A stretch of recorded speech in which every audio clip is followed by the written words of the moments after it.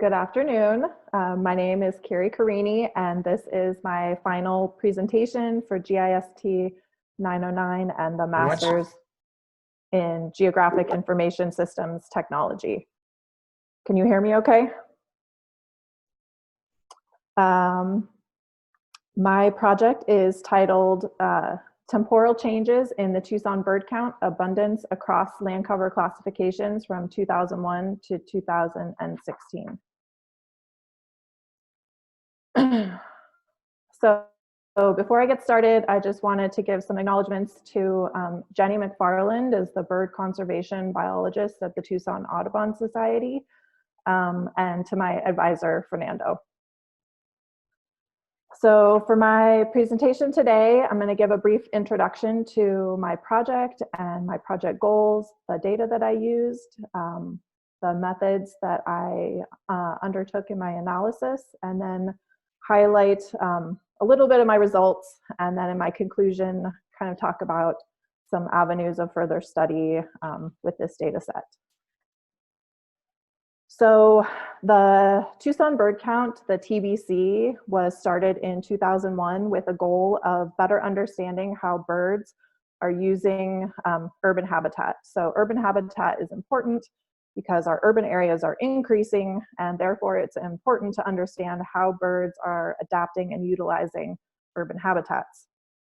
The TBC uses skilled volunteers or community scientists to conduct a standard bird count. That is, they go to a designated site and count every bird they see or hear and how many over the span of 5 minutes. Then they go on to the next site. And then after they're done, they take that information and in an online form, upload it into the Tucson bird count database. So the goal of my project was to look at this TBC data set that has been collected over the last 15 years through 2016, and look at change in abundance for 6 key species over time relative to land cover classifications. So what is abundance? Abundance means how many in numbers of a species relative to all the species that were seen at that location. So at a particular location, if you counted 10 birds and 2 of them were cactus wrens, that would mean that site had a relative abundance of 20% for cactus wrens. So this is sort of a bird's eye view of the Tucson bird count. You can see the extent sort of covers the Tucson metro area out to the edges of sort of the developed area, and the points represent all of the different site locations where people, these community scientists, volunteers, are conducting these bird counts. As far as the database itself, it's a Microsoft Access database comprised of a lot of relational tables. And these 5 tables that I have listed here are the 5 that I needed that had the information for my analysis. So kind of starting at the bottom, there's a species table that has sort of an index of all of the species names. The count table. So a count is a single species observation that identifies the species and the number, the count of that species seen during a visit. And a visit occurs at a specific point in time. So in a given year or month. And then a visit happens at a site. And so the site is actually the location. And that location doesn't change substantially year over year. They generally occur in the same place unless for some reason they can't access that anymore.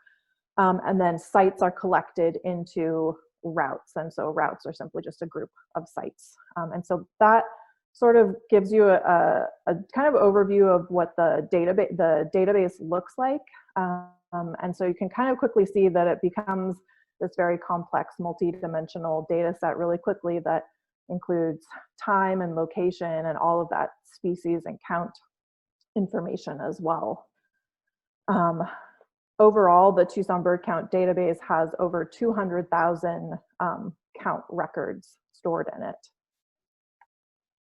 The other piece of my project, the other piece of data that my project needed was land cover, and I used the 2016 National Land Cover Database dataset. So the NLCD is a product that uses Landsat imagery to create a contiguous coverage dataset of land cover classification for the continental United States. The NLCD issues updates in the forms of new datasets every 2 to 3 years that they call epochs, and they have done so since 2001. In 2019, they released a new product called NLCD 2016, which actually went back and redid all of the classification algorithms for previous years, in addition to adding 2016 land classifications. So for my project, I was able to use the single NLCD 2016 data set for all of my previous years. And then I grouped my Tucson bird count data into these epoch time series. And then this slide just shows kind of 2001 to 2016 land cover change or over time, really subtle differences maybe, but the red and pinks indicate developed land, and then the tan is sort of our native shrub scrub habitat. And I'll just note that over this time period, developed land classification categories increased by about 11% overall. So as far as my analysis, I kind of already talked about the sort of data preparation that I had to do for this, bringing all of those relational tables together, pulling out the information I needed, and creating sort of this master table that I could then bring into GIS. I also had to do some work with the NLCD and convert each of those epoch data sets into polygons so I could calculate the area for each of them. From there, I needed to normalize my count data for my 6 species, and I did that by summarizing all the count information and joining that back to my master table so that I could calculate a relative abundance for my 6 species. And then from there, I was able to aggregate my species information into my land cover classification polygons, and then from there calculate a mean and standard deviation of those relative abundance numbers per land cover classification. So this is what my results look like, and I'm going to kind of go through these, sort of highlight just a couple of them. But basically, for each of my 6 species and for each of the NLCD epochs, I was able to generate this abundance distribution map that shows species abundance across the Tucson bird count area. So the increasing size of the points is a higher relative abundance at that location. And then in the chart in the bottom right-hand side, you can see changes in that relative abundance by land cover classification over each of the epochs. So for example, cactus wren has the highest relative abundance in the barren rock, sand, and clay and shrub and scrub land cover classifications, and their distribution actually is also highest around sort of the perimeters of the Tucson bird count study area. And then these are just some of the other species that I looked at. Again, you can see sort of distribution around the outer edges, have higher relative abundance, higher abundance in those more natural land cover classifications.